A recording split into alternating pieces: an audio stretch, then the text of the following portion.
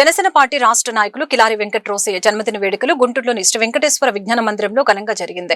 ఈ కార్యక్రమానికి ముఖ్య అతిథిగా మాజీ మంత్రి బాలినేని శ్రీనివాసరెడ్డి, ఆమంచి సోములు జిల్లా నాయకులు హాజరయ్యారు।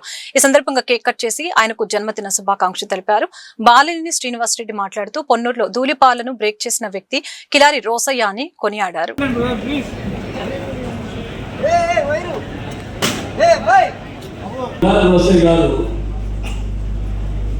నాకు లాస్ట్ అప్పుడు 2019 ముందర 2017 నుంచి వచ్చాను।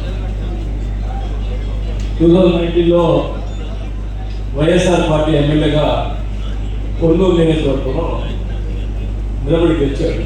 అప్పటికి అతను అపోజినటువంటి MLA TDP MLA Dhulipala Narendra గారు కంటిన్యూగా 4 సార్లు కలిసి ఆయన బ్రేక్ చేసినటువంటి వ్యక్తి కొల్లూరికి ఎవరిని పెట్టాలా అని ఆ రోజు వైఎస్ఆర్ పార్టీలో చాలా ఆలోచించి ఒక ప్రయోగం చేద్దామన్నట్టుగా పెట్టారు। ఆయన నమ్మకలేదు, నేను గెలుస్తాను కూడా వాస్తవం, ఎవరికి జగన్ గారు గెలిచి చూపించారు।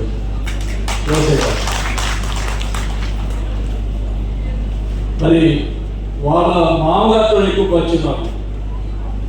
ఆయన బాబు ప్రతి ఎలక్షన్ కాగా ఆయన ఎంపీగా ఉన్నప్పుడు కానీ ఆయన ఎంతో ఆప్యాయుడిగా ఎప్పుడు చూసినా వాసు అనిపించి నన్ను ఎప్పుడు ప్రతి విషయంలో కూడా నాకు రాజకీయంగా ఎంతో వెనక ఉండి ఉత్సాహంగా నన్ను చూసినటువంటి వ్యక్తి ఆయన ఉమ్మారెడ్డి వెంకటేశ్వర గారు, మరి ఆయన అల్లుడు గారు రోసయ్య గారు।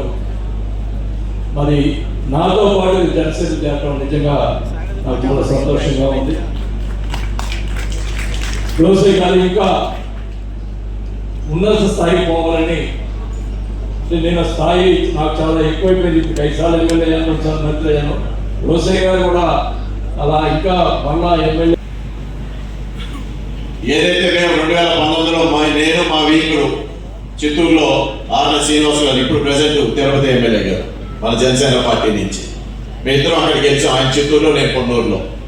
తర్వాత ఆయన కూడా మోసపూరితం చేసినప్పుడు ఆయన కూడా బయటికి వెళ్ళిపోయి వెంటనే పవన్ కళ్యాణ్ గారు కలిసిన తర్వాత పవన్ కళ్యాణ్ గారు తిరుపతి శాసనసభ స్థానాన్ని ఆయనకి వేయడం, వారి అత్యధిక మెజార్టీతో 64,000 ఓట్ల మెజార్టీలో తిరుపతి మరి గెలవడం, నన్ను కూడా మన పార్టీ పెద్దలు కూడా కరెక్ట్గా ఎలక్షన్స్ ముందు గుంటూరు 2కి ఆ రోజు కరెక్ట్గా ఖాళీ ఉన్నది, మీరు రండి అని మన పార్టీలో పెద్దలందరూ కూడా కొంతమంది నాకున్న స్నేహితులు కూడా పిలవడం కూడా జరిగింది। మాణిక్య ప్రసాద్ గారు చెప్పారు, నేను వారికి ఎట్లా తెలుసో నాకు తెలియదు అని వారు చెప్పారు। ఇది అందుకే ఈ సందర్భంగా చెప్పాల్సింది అవుతుంది। కాబట్టి ఎలక్షన్స్ ముందే నేను జనసేన పార్టీలో రావాల్సి ఉంది, కానీ అనివార్య కారణం వల్ల నేను రాకపోవడం, పార్లమెంట్ స్థానానికి పోటీ చేయటం మీ అందరూ కూడా తెలిసిన విషయమే।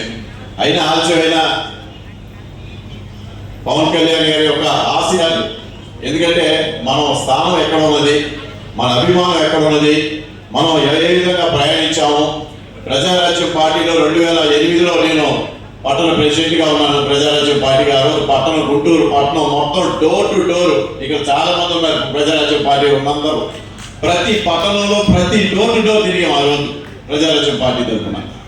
ఈరోజు ఏదైతే మళ్ళీ మన అభిమానం ఎక్కడ ఉంది, మన ఆలోచన ఎక్కడ ఉంది, మనం ఏ విధంగా కలిసిమెలిసి మనకున్న పవన్ కళ్యాణ్ గారు ఏ విధంగా మాట్లాడుతూ ఉన్నారు, ఏ విధంగా ఈ రాష్ట్ర అభివృద్ధి కోసం పాటుపడుతూ ఉన్నారు, ఏ విధంగా ఈ రాష్ట్రం వెనకబడిపోయింది, ఈ రాష్ట్రాన్ని ముందుకు తీసుకెళ్ళడానికి ఏ విధంగా సహాయ సహకారం కావాలని అన్ని కూడా మనం చూసాం। ఎలక్షన్ టైంలో ఆయన మాట్లాడుతాం, చాలా మంది కూడా ఆ రోజు చాలా తక్కువ మంది ఉన్నా కూడా జనసేన పార్టీలో, అయినా కూడా ఆయన సింగిల్ గా పోరాడి ఏదైతే రాష్ట్ర ప్రజలందరూ కూడా ఒక తాళి తీసుకొచ్చి కూటమి గెలవడానికి తన వంతు పాత్ర ఏ విధంగా చూసేశారో మనందరూ కూడా తెలుసు।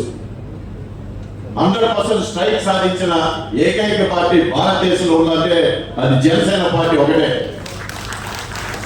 ఇవాళ అదే స్ట్రైక్ రేట్ ని మనం కొనసాగించాలి।